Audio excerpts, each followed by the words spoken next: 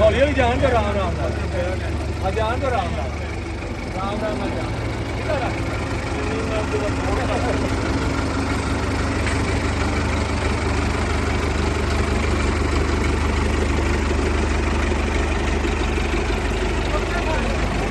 ਇਹਦਾ power steering ਐਵੇਂ ਘੁੰਮਦਾ ਹੈ। ਹੁਣੀ ਮੀਆਂ ਜਵੇਦ ਲਤੀਫ ਸਾਹਿਬ ਤੇ ਭਾਈ ਅਮਜਦ ਲਤੀਫ ਸਾਹਿਬ ਕਹਿ ਰਹੇ ਸੀ ਕਿ ਮੈਨੂੰ ਐਵੇਂ ਲੱਗ ਰਿਹਾ ਹੁਣ ਚਲਾ ਕੇ ਦੇਖਿਆ ਜਿੱਦਾਂ V8 ਦਾ ਸਟੀਅਰਿੰਗ ਹੈਗਾ, ਇੱਕ ਉਂਗਲੀ ਦੇ ਨਾਲ ਆਸਾਨੀ ਨਾਲ ਘੁੰਮ ਜਾਂਦਾ ਮਲਾਈ ਸਮਝ ਲਓ ਜੀ। ਬੜਾ ਬਿਹਤਰੀਨ ਹੈਗਾ ਜੀ।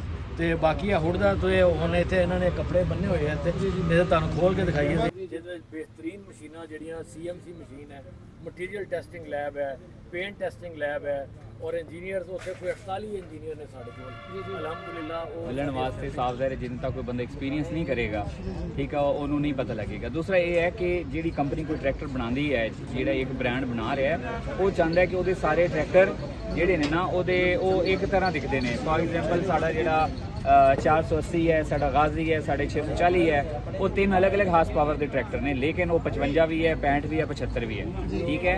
हुण ये न्यू हॉलैंड का जोड़ा ना ये डिज़ाइन है बॉक्स टाइप ये डिज़ाइन है ठीक है। और ये जोड़ा है ना ये हुड इसका डिज़ाइन है जोड़ा ना साढ़े को प्लांट इंस्टॉल है ठीक है। सिर्फ हुड या शेप मिलन की वजह नाल ये नहीं हो जाता कि ये वही ट्रैक्टर है।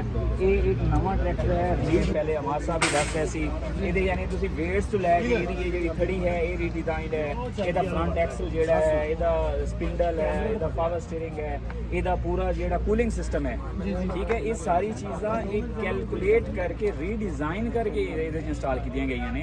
सिर्फ वेखण वाला जो बंदा वेख के कहता है वो मैनू ट्रैक्टर का वो इस्तेमाल करने वाला नहीं लगता। ज़्यादा लोग जो ना दोस्त वीडियो देख के कहते हैं जिन्होंने इतने आन के देखा ना कोई गल नहीं करते जी वो करनगे भी नहीं जेडे इस ट्रैक्टर से बैठणगे इनू चलाणगे इसकी चलाई चेक करनगे इसकी परफॉर्मेंस चेक करनगे फिर उन्होंने पता लगेगा कि ये वाकई ये नवा ट्रैक्टर है या नहीं है ठीक हो गया। ये जिन्ने दोस्त आ रहे हैं मेरे ख्याल तुम साढ़े काफ़ी प्रोग्राम से जा रहे हो तो तुम वेख लो तकरीबन हर प्रोग्राम में तकरीबन 300 350 400 फार्मर्स आ रहे हैं और वो 8-10 कस्टमर यहो जे ने जेडे पक्के उस दिन पेमेंट करके जा रहे हैं, बुकिंग अपनी कन्फर्म करके जा रहे हैं ठीक है जी। और वो अर्ली अडॉप्टर होंगे ने और वो मशीनरी जिद्दत को लाइक करते हैं और अलहमदुलिल्लाह ये जिद्दत मुतारिफ कराने जोड़ा सिलसिला है साढ़े तकरीबन पूरे पाकिस्तान में चल रहा है।